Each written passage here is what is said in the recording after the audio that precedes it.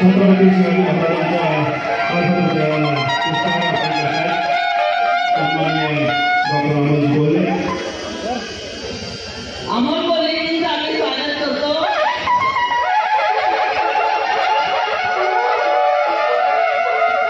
जय महाराष्ट्र, जय राष्ट्रवादी.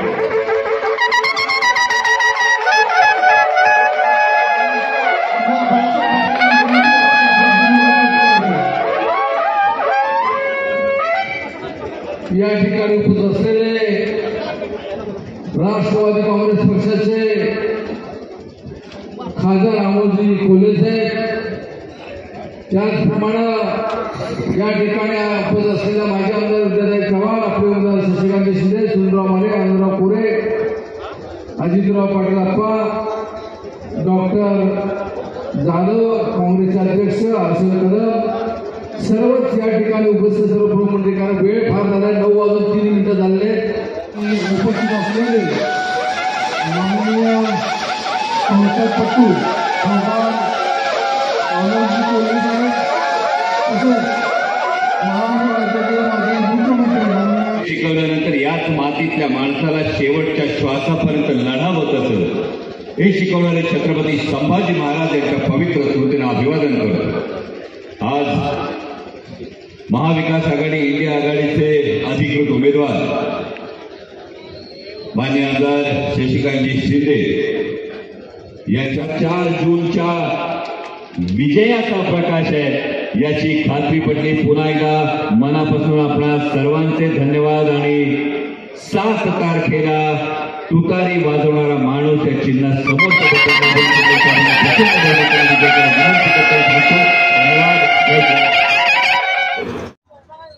मान्य आमदार शशिकांतजी शिंदे यांच्या प्रचारासाठी मंचावर उपस्थित असणारे आदरणीय शरदचंद्रजी पवार साहेबांचे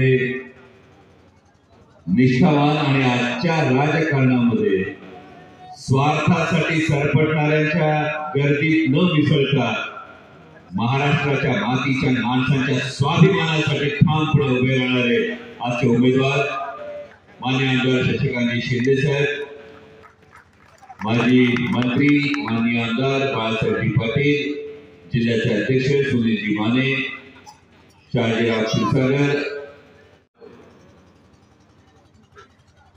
खरं अनेक पत्रकारांना प्रश्न पडले, माझे सगळे पत्रकार बांधव, कारण आपण सगळ्यांचं योगदान हे फार महत्वाचं आहे.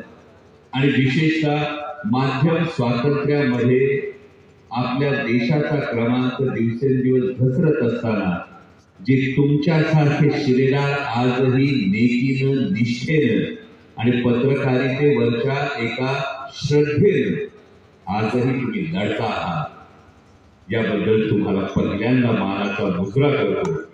आपण सगळेच मान्यवर. अनेक पत्रकार बांधवांनी मला शिंदेसाहेब सकाळपासून हा प्रश्न विचारला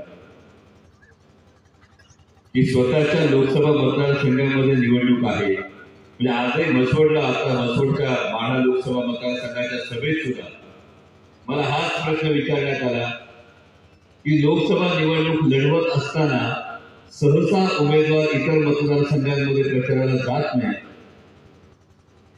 आज साताऱ्यामध्ये सभा झाल्यात, माढा लोकसभा मतदारसंघाची सभा झाली, उद्या कोल्हापूर आहे, परवा बारामती आहे, त्यानंतर अहिल्यानगर आहे. आणि या सगळ्या सभा करण्याचं नेमकं कारण काय? याचं फार महत्वाचं कारण आहे. कारण 5, 10, 15 वर्षानंतर जेव्हा कधी आजच्या काळाचं वार्तांकन लिहिलं जाईल तेव्हा या वार्तांकनात एक फार महत्वाचा प्रश्न विचारला जाईल की 2024 मध्ये महाराष्ट्राच्या स्वाभिमानी नागरिकांसमोर जो महाराष्ट्र छत्रपती शिवाजी महाराजांचं, छत्रपती संभाजी महाराजांचं उदाहरण देतो, या महाराष्ट्रातल्या नागरिकांसमोर, महाराष्ट्रातल्या मायबाप मतदारांसमोर एक फार मोठा प्रश्न निर्माण झाला होता.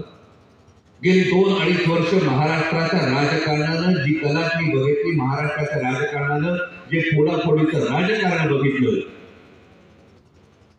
आणि स्वर्गीय यशवंतराव चव्हाण साहेबांनी जो एक यशवंत विचार या महाराष्ट्राला दिला होता, जे सुसंस्कृत राजकारण या महाराष्ट्राला दिलं होतं, या राजकारणात कुठेतरी या सुसंस्कृततेत कुठेतरी खंड पडेल का?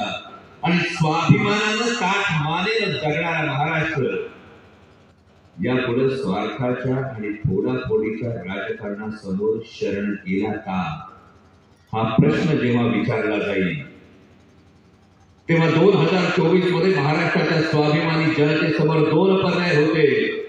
स्वार्थापायी सरपटत जाणाऱ्यांच्या गर्दीत सामील व्हायचं की स्वाभिमानानं ताठ मानेनं लढणाऱ्यांच्या रांगेत उभं राहायचं. आणि आमदार शशिकांत शिंदे साहेब असतील, पलीकडे धैर्यशील मोहिते पाटील असतील, ही महाराष्ट्राला स्वाभिमानानं लढणाऱ्यांच्या यादीत उभी असणारी माणसं आणि त्यामुळे त्यांच्या खांद्याला खांदा लावून लढणं हे फार महत्वाचं. तुमच्या प्रत्येकाच्या चेहऱ्यावर तो हताश होतो.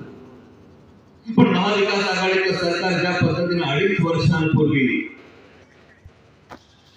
शिवसेना पक्ष फोडण्यात आला, शिवसेना पक्ष फोडून सत्ता बदल करण्यात आला, त्यानंतर 27 जूनला मगाशी बाळासाहेब पाटील साहेबांनी जो उल्लेख केला, हा उल्लेख केला तर 27 जूनला भोपाळमध्ये मोदीजींनी भाषण केलं, माननीय पंतप्रधानांनी भाषण केलं आणि त्या भाषणानंतर 2 जुलैला राष्ट्रवादी काँग्रेसमध्ये काय घटना घडल्या आपल्या सगळ्यांसमोर.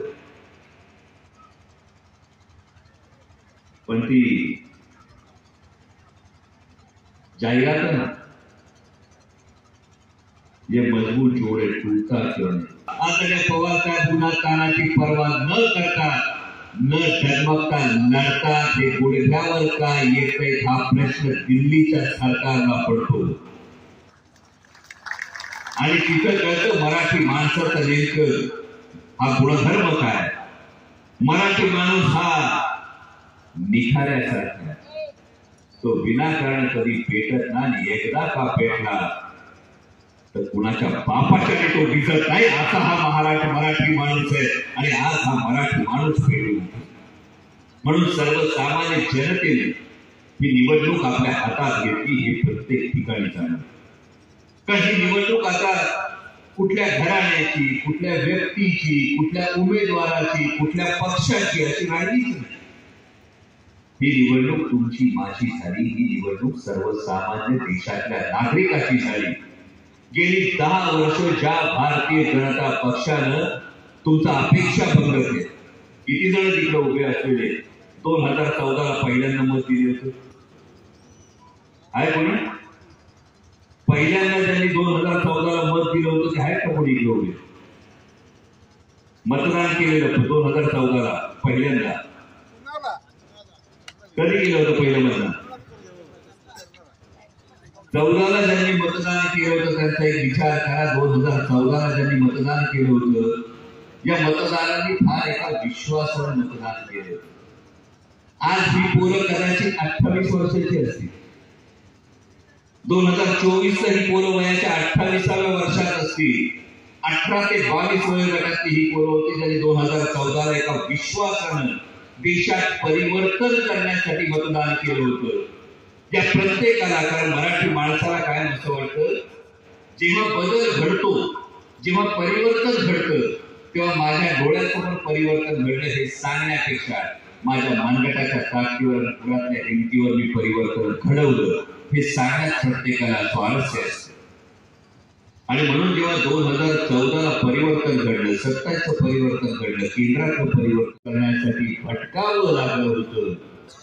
आज गंमत बघा, 2 पक्ष फोडले, चिन्ह पळवली, नेते पळवले, 1 मुख्यमंत्री, 2 उपमुख्यमंत्री, 200 आमदार, राज्यातली सत्ता, केंद्रातली सत्ता आणि तरी सुद्धा महाराष्ट्राचा मराठी माणूस बघायला तयार नाही. म्हणून माननीय पंतप्रधानांना महाराष्ट्राची निवडणूक 5-5 टप्प्यात करून 50-50 सभा घ्यायला लागतात.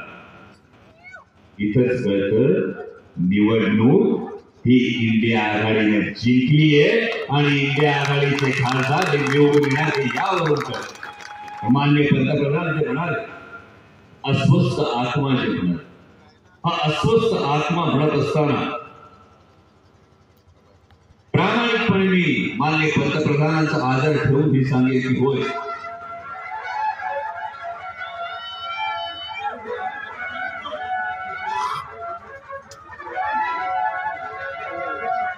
स्थानिक स्वराज्य संस्थांमध्ये आरक्षण देणारे आणि माता भगिनींना 11% संरक्षण दलात आरक्षण देणारे आदरणीय पवार साहेब माझ्या प्रत्येक माता भगिनीचं आत्मभान आहे.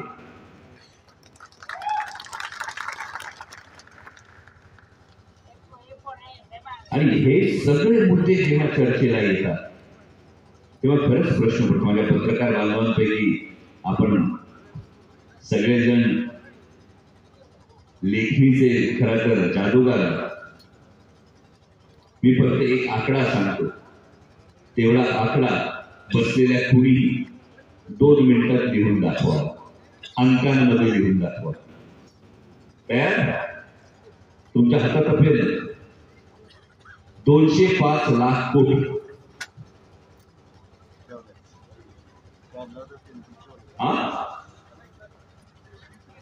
हा आकडा काय? 205 लाख कोटी.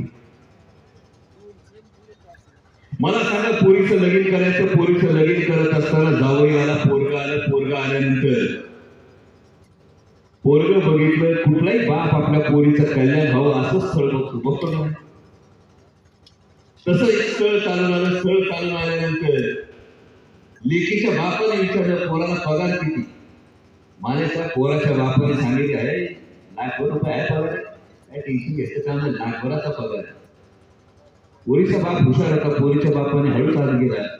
त्याने मित्राला विचारलं, पगार आहे ₹1,00,000, पण कर्ज किती याच्यावर? हा म्हणला, याच्या पगारातला 80% केवळ कर्जाचाच भाग असेल.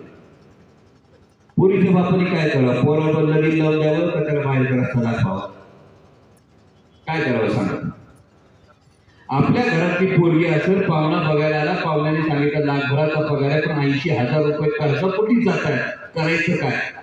जुळवायची सोयरी का बाहेरचा रस्ता दाखवायचा? बरोबर? अशा ठिकाणी सोयरी जुळून का आपली? मग 205 लाख कोटी हे जे कर्ज आपल्या डोक्यावर आहे, हे आपल्या देशाच्या एकूण उत्पादनाच्या 80% भाग आहे. आणि मग कुठल्या विकासाच्या गप्पा घेऊन देशाचे पंतप्रधान तुमच्या समोर येतात. हा दिल्लीचेही तख्त राखतो महाराष्ट्र माझा. स्वर्गीय यशवंतराव चव्हाण साहेबांच्या बाबतीत हिमालयाच्या मदतीला सह्याद्री धावला असं म्हटलं जातं, पण जेव्हा स्वर्गीय यशवंतराव चव्हाण साहेबांचा फोटो लावणारे हे दिल्लीपतींसमोर चरा चरा वागतात, तेव्हा हिमालयाच्या समोर सह्याद्री झुकला असं म्हणायची वेळ येऊ नये. ही जबाबदारी तुमच्या खांद्यावर आहे. आणि दिल्लीचे तख्त राखतो महाराष्ट्र माझा, याऐवजी आता दिल्लीचे तख्त पालटवतो महाराष्ट्र माझा, ही ताकद प्रत्येकाने हातात घ्यायची गरज. मी विरोधी उमेदवारांवर कधी बोलत नाही, कधी बोलणार नाही. कारण मला अनेक पत्रकारांनी विचारलं, 2019चे तुमचे काही व्हिडिओज व्हायरल होत आहेत, बरोबर ना? पण 2019ला जेव्हा मी ते बोललो होतो, तेव्हा माझ्या महाराष्ट्रातून उद्योगधंदे पळवण्याचं पाप कोणी केलं नव्हतं. 2019ला जेव्हा बोललो होतो, तेव्हा देशातल्या शेतकऱ्यांना गाडी खाली चिरडण्याचा निर्धावले पण कोणी दाखवलं नव्हतं. 2019ला जेव्हा बोललो होतो, तेव्हा माझ्या माता भगिनीची मणिपूरमध्ये नग्न भिंड निघाली नव्हती. आणि त्या छत्रपती शिवाजी महाराजांचा हा विचार आहे की शेतकऱ्याच्या भाजीच्या देठाला हात लागू देऊ नका. ज्या छत्रपती शिवाजी महाराजांनी राज्याच्या पाटलाला बदामल केल्यानंतर राज्याच्या पाटलाचा चौरंगा केला होता, त्या छत्रपती शिवाजी महाराजांच्या विचाराला जर कोणी नस लावण्याचा प्रयत्न करत असेल तर त्यांच्या विरोधात भूमिका घेणं हे फार गरजेचं. आणि आता तर सातारकरांसाठी सुवर्ण संधी आली बा. सातारकरांसाठी इतकी मोठी संधी आली आहे, म्हणजे सगळे बाळासाहेब पाटील साहेब की सगळे मतदारसंघ हे एक खासदार निवडणार. बरोबर. आता शिरूरला आमच्याकडे डबे उमेदवार दिले, लोक एक खासदार निवडून देणार आहेत. बारामतीला लोक एक खासदार निवडून देणार आहेत. सातारला मात्र बाबा 2 खासदार ठेवण्याची सुवर्ण संधी ही सातारकर जनतेसमोर आलेली आहे. आणि त्यामुळे मला एक ठाम ही गोष्ट माहिती आहे की राजघराण्यातली राजगादीचे वारस राज्यसभेवर आणि लोकांमधला लोकनेता शशिकांत शिंदे लोकसभेवर एवढी सुवर्ण संधी ही सातारकर जनतेसमोर चालून आलेली. कारण राज्यसभेची अजून जवळपास माझ्या माहितीप्रमाणे 3 वर्ष ही बाकी आहे. म्हणजे पुढची 3 वर्ष ही नक्कीच 2 खासदार जे भारतीय जनता पक्षाचा प्रचार आहे विकासाचं डबल इंजिन अशा पद्धतीने साकारण्यासाठी करण्याची सुवर्ण संधी तुमच्या समोर चालून आलेली. त्यामुळे लक्षात ठेवा, मान राजगादीला, मत मात्र तुतारीला. म्हणजे आपला इतिहास आहे. त्यामुळे गादीला मुजरा करायचाच. देणग्या घेतल्या,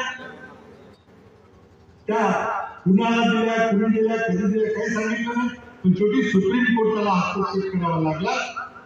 आणि हे सगळं निवडणूक रोख्याचं रोड बंगाल हे सगळं बेकायदेशीर आहे, घटना बाळगली म्हणून म्हणजे सगळी माहिती आता समोर आली. कुणी कधी किती कुठच्या पक्षाला पैसे दिले सगळं बाहेर आलेलं. आता आपल्याला स्पष्ट दिसतंय की एका हातानं देणगी द्या, लगेच मोठं कॉन्ट्रॅक्ट नरेंद्र मोदी सरकारच्या कंपनीला देतो. ईडीच्या धाडी होतात, 4 दिवसामध्ये सेटलमेंट होती, देणगी दिली जाते. प्रचंड मोठं स्कॅम. मोठी कॉन्ट्रॅक्टमध्ये सगळी माहिती मिळाली. आमची मागणी आहे की या सगळ्या स्कॅमची SIT इन्क्वायरी झाली पाहिजे सुप्रीम कोर्टाच्या नेतृत्वाखाली. तुम्ही नाही केलं तर आमचं सरकार आल्यावर निश्चित करू. स्टेट बँक असेल तर ज्या ज्या कंपनीने डोनेशन दिलेलं भाजपला 10,000 कोटी रुपये दिले त्यांच्या सगळ्यांची चौकशी करून तुम्हाला काय काय फायदा मिळतो. आज नरेंद्र मोदी लोकांना नोकऱ्या देऊ शकत नाही. काय सांगतात? जुगार खेळा. जुगारची कंपनी आहे, त्यांनी 1400 कोटी रुपयाच्या देणग्या दिलेल्या त्या निवडणूक रोख्यातून. टीव्हीवर तुम्ही जाहिराती बघता, क्रिकेट मॅच बघितली की टीम करा, हे करा, ते करा, खाली टीम असते. सांभाळून जुगार खेळायला तर सवय लागेल. नोकऱ्या देऊ शकत नाही, जुगार खेळायला लावता कोणाला. उद्या तुम्ही असंच दारूच्या, सिगरेटच्या, अफूच्या जाहिराती द्या आणि सांगा खाली की जरा दारू सांभाळून काय तर दिसेल काय चाललेलं आहे. पण त्याच्यापेक्षाही महत्वाची गोष्ट म्हणजे राजनैतिक भ्रष्टाचार.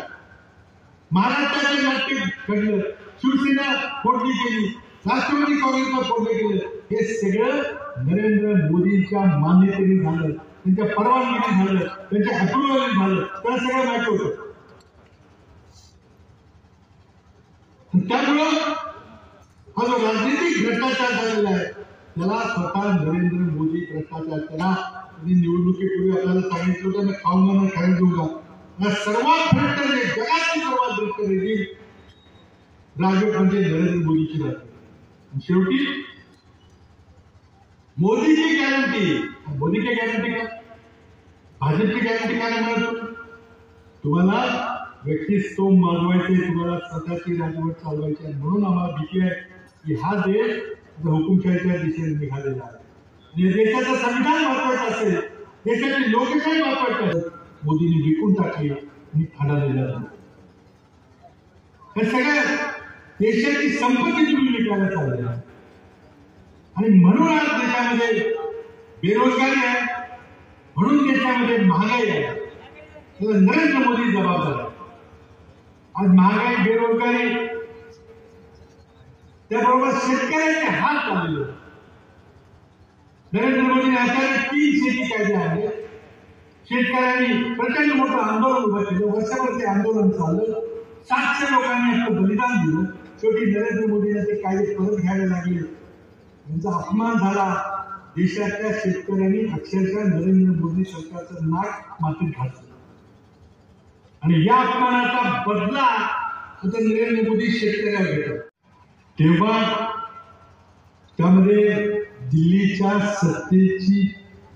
सत्ता पालटण्याची बीजी या ठिकाणी निवडली जाते. आणि सत्ता का पालटली पाहिजे, कुणी जरी काय सांगितलं, प्रचंड जाहिराती जरी केल्या, तरी देशाचं आजचं वास्तव काय आहे? नरेंद्र मोदी यांच्या पंतप्रधान पदाच्या कालावधीमध्ये देशाची अर्थव्यवस्था मंदावलेली आहे. मनमोहन सिंग यांच्या कालखंडामध्ये जिथं पवारसाहेब देखील मंत्री होते, त्या 10 वर्षांमध्ये अर्थव्यवस्थेचा जो विकास दर होता, त्या विकास दरापेक्षा नरेंद्र मोदींनी देशाची अर्थव्यवस्था ही खाली घालवलेली आहे. विकास दर कमी झालेला आहे. आणि याचे कारण आहे, नरेंद्र मोदींनी जे काही निर्णय घेतले, पहिला नोटबंदीचा निर्णय, नंतर जीएसटीचा निर्णय, त्यानंतर अचानक लॉकडाऊन करण्याचा निर्णय असेल, किंवा शेतकऱ्यांच्या कायदे बदलून जे प्रचंड मोठं आंदोलन झालं, त्यानंतर त्यांना ते कायदे मागे घ्यायला गेले, या सगळ्या गोष्टीचा तो परिणाम आहे. त्यामुळे आज नरेंद्र मोदी म्हणतात की देशाची अर्थव्यवस्था ही जगात 5व्या क्रमांकाची आहे. निश्चितच आम्हालाही अभिमान आहे, कारण आता आपण 5व्या क्रमांकावर गेलेलो आहोत. कधी 5व्या क्रमांकावर अर्थव्यवस्था आणलेली आहे देशातील कष्टकऱ्यांनी, शेतकऱ्यांनी, कामगारांनी, शास्त्रज्ञांनी, कष्ट करणाऱ्या सगळ्यांनी आणली. पण मी सांगतो आपल्याला की जर डॉक्टर मनमोहन सिंग यांच्या कालखंडामध्ये ज्या गतीने देशाचा विकास झाला, त्याच गतीने तर मोदींना विकास करता आला असता, तर आज आपण 5व्या नाही तर 3ऱ्या क्रमांकावर असतो. ही अर्थव्यवस्था मंदावली आहे. त्याचा परिणाम काय झाला? बेरोजगारी, महागाई. नरेंद्र मोदींना देश चालवायला कर्ज काढल्याशिवाय देश चालवता येत नाही. सरकारी नोकऱ्यांचे पगार, सरकारी नोकऱ्यांचे पेन्शन देत आहेत. म्हणून 55 लाख कोटीहून आज जवळजवळ 200 लाख कोटीच्या वर देशाचं कर्ज गेलेलं आहे. तरी पण ते चालवता येत नाही. भरमसाठ कर लावलेले, डिझेल, पेट्रोल, स्वयंपाकाचा गॅस, जीएसटी लावलेला, खतावर लावलेला, शेतीच्या उपकरणावर लावलेला. आणि हे कर गोळा करून फक्त पेट्रोलियम पदार्थावरच्या करातून मोदी 10 वर्षांमध्ये 32 लाख कोटी तुमच्या खिशातले काढून घेतलेले. कर्ज काढलं, कर वाढवले, तरी पण भागत नाही. शेवटी सरकारी कंपन्यांची विक्री चालू केली. एअर इंडियाची विक्री झाली, आता विमा कंपनी आपल्या LIC त्याची विक्री होणार आहे. भारत पेट्रोलियम सारख्या अनेक कंपन्या विकायला काढलेल्या आहेत. देशाची 6 आंतरराष्ट्रीय विमानतळ. तर आपल्याला उद्या 7 तारखेला निर्णय घ्यावा लागेल. शशिकांत शिंदेला निवडून द्यावं लागेल. महाविकास आघाडीला, इंडिया आघाडीला निवडून द्यावं लागेल. मोदी सरकारला घरी घालावं लागेल. पुन्हा या देशामध्ये संविधानावर आधारित लोकशाही टिकवायला लागेल. तरच शेतकऱ्याचे प्रश्न, युवकांचे प्रश्न, महिलांचे प्रश्न, तरच हे सगळे प्रश्न सुटतील. भ्रष्टाचार मुक्त प्रशासन मिळेल. मित्रांनो, आपल्याला विनंती करतो की या 7 तारखेला शशिकांत शिंदे यांना प्रचंड बहुमताने विजयी करा. आज रहमतपूर मधून कोरेगाव तालुक्यातून इतिहास घडवा विनंती करतो आणि थांबतो. जय हिंद. हा सातारा जिल्हा इतिहास ठरू शकतो. हा परत एकदा पावसाच्या सभेनंतर तुम्ही परत दाखवून द्या. 4 तारखेला सुद्धा सभा आहे. आम्ही साहेबांना विनंती केली, 4 तारखेला सभा आहे तर तुम्ही या. कारण सातारा जिल्ह्याची सभा महाराष्ट्रात आणि देशाचा इतिहास बदलू शकते. आणि त्या सभेला आपण सगळ्यांनी याच ताकदीने एवढा जनसागर करूया की यामध्ये देशाचं चित्र बदलूया. माझी चिन्ह आहे तुतारी वाजवणारा माणूस. बोलले साहेबांबरोबर मी पण जाऊन द्या. माझ्या प्रचाराला आला मला निश्चितपणाने त्याचा या ठिकाणी आभार व्यक्त करतो. नेता असावा लागतो. स्वतःची लोकसभा असताना सुद्धा आदरणीय पवार साहेबांच्या आणि महाविकास आघाडीची या महाराष्ट्रातली असलेले इतिहास परत जागृत करण्यासाठी महाराष्ट्रामध्ये दिल्ली लावून फिरणारा पहिला उमेदवार मी पाहिला.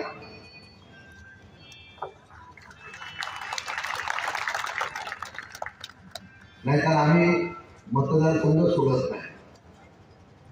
काही काही लोक 5 वर्षानंतर मतदारसंघात येतात आणि फक्त मतदारांना फक्त निवडणुकीला आश्वासन देण्याचे आव्हान करतात. माझं भाग्य आहे, बाबांना बोलायचं, इतक्या मोठ्या संख्येने आपण आलेला. माने साहेबांचा, सुनील मानेचा मनापासून हृदयापासून मी आभार एवढ्यासाठी मानतो की माझा हा नेता सुद्धा तेवढा सक्षम होता. पवार साहेबांनी संधी दिली असती तर एवढ्या ताकदीवर हा नेता सुद्धा त्या असलेल्या उमेदवाराच्या समोर एवढ्या ताकदीने उभा राहिला असता. लढाई होती, लढाई महाराष्ट्राच्या आणि देशाच्या हिताची होती, लढाई स्वाभिमानाच्या आणि लोकशाहीच्या हिताची होती. त्या संघर्षामध्ये भविष्य काळामध्ये या लोकशाहीच्या असलेल्या सातारा जिल्ह्याचा ईश्वरराव चव्हाणांचा विचार जिवंत राहावा. माझ्यासारख्या कार्यकर्त्याला उभा राहण्याच्या बाबतीत मला आदेश आला आणि तो आदेश आल्यानंतर या असलेल्या सर्व माध्यमातून सातारा जिल्ह्यामध्ये जे काही आता आराखडे केले जातात, जे काही पक्षाची धोरण आणि पक्षाची रणनीती ठरवली जाते, त्यामध्ये मला सुनील माने आघाडीवर आहे याचा अभिमानाने या ठिकाणी उल्लेख करतो.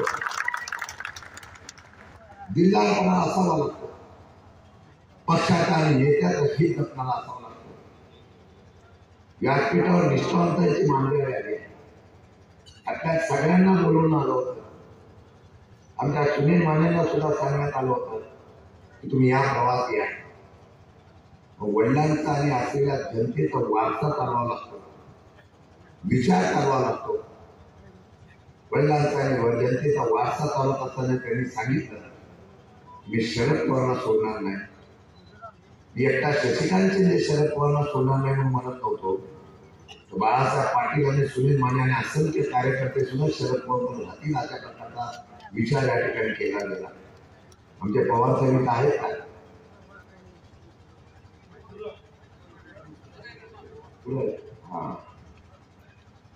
काय परिणाम माणसातो असे मावळे ना यामुळे इतिहास करतो. डोळ्यातून पाणी काढत होता, मनापासून माणूस नाचत होता. वाईच्या छत्रपतींची छत्रपतींची नाही म्हणजे मागच्या वेळा ते निवडून आले आणि आता म्हणतात की मला चूक सुधारायची म्हणून मी तिकडे गेलो. मागच्या वेळा तुम्ही निवडून आला, हे समोर बसलेल्या व्यासपीठावरच्या राष्ट्रवादीच्या चिन्हावर आला म्हणून तुम्ही निवडून आला होता. असं तुमचा आजही आदर करतो, फक्त खोटं बोलू नका. मला निवडून देताना एवढाच विचार करा, ते आणि मी आहे. मी तुम्हाला एवढंच सांगेल, मी तुमचा फोन उचलेल, मी तुमच्या लग्न कार्याला येईल, मी तुमच्या सुखदुःखात येईल, मी तुमचे प्रश्न मांडेल, मी तुम्हाला भेटेल आणि माझा खासदार फंड तुम्हाला देईल. खासदार फंड एवढी कार्यवाहीसारखं कारण खासदार फंड याला भेटतच नव्हता. तो कार्यकर्त्यांच्या आजूबाजूलाच वाटणार बरोबर ना. एक दरवाजा पार कर, 2 दरवाजा पार कर, 3 दरवाजा पार कर. हा सुनील आमचा एवढा प्रामाणिक आहे. तिकडचा सुनील कसा होता मी बोलतच नाही. असं बाबांना बोलायचं तेवढीच हात तुम्ही विनंती करेल. ही लढाई पवार साहेबांच्या विचाराची आणि एक इतिहास बनवावं, हा इतिहास घडवायचा आहे. देशाला दाखवून देऊ की भाजपने जे काही कारनामे केले त्याला ही जनता माफ करत नाही. तुम्ही आमची गादी तोडा, तुम्ही आमचा छत्रपती तोडा, आमचे कोणी तोडा. ज्यावेळेला जनता निर्णय घेते 84 वर्षाच्या लढवय्या असलेल्या नेत्याच्या बाजूने, ज्यावेळेला जनता निर्णय घेते वडिलांनी उभा केलेला पक्ष ज्याला कोणी फोडून देतो त्याच्या असलेल्या उद्धव ठाकरेच्या बाजूने आणि देशाची भ्रमंती करणारा राहुल गांधीच्या बाजूने जनता निर्णय घेते. हे महाराष्ट्रामध्ये दाखवून देण्यासाठी निर्णय घ्या. मी तुम्हाला सांगतो, त्यांनी किती सांगो महाराष्ट्रावर त्यांचा एवढ्यासाठी लक्ष आहे. जर महाराष्ट्राच्या जनतेने त्यांना पाऊल दिला तर दिल्लीचा तक्ता ते बदलू शकतात, पण दिल्लीचा तक्ता हा महाराष्ट्रात उमटू शकतो. हा इतिहास परत जिवंत करण्यासाठी आपण प्रयत्न करा. आणि मी खात्रीपूर्वक सांगतो, माझ्या विश्वास माझ्या नेत्यांनी आणि तुम्ही दिलेला फार चांगला खासदार म्हणून काम करेल. या जिल्ह्याच्या तरुणांची, या जिल्ह्याच्या लोकांच्या अपेक्षा पूर्ण करण्याचा हातात पडेल. विधानसभा गाजवली, विधान परिषद गाजवली, आता दिल्लीमध्ये लोकसभा तुमच्या प्रश्नासाठी गाजवण्याचं काय शशिकांत शिंदे आहे. आणि साध्या कार्यकर्त्याला सुद्धा सातारा जिल्हा निवडून देतो, समाजसेवांचा जिल्हा निवडून देतो आणि लोकांनी मनामध्ये आणल्यानंतर तरुणांनी मनामध्ये गॅस सिलेंडर हा सर्वसामान्यांचा आवाक्यात येण्याची ही आशा होती. डॉलरच्या तुलनेत रुपया हा खंबीर होण्याची सगळ्या गोष्टी सांगितल्या.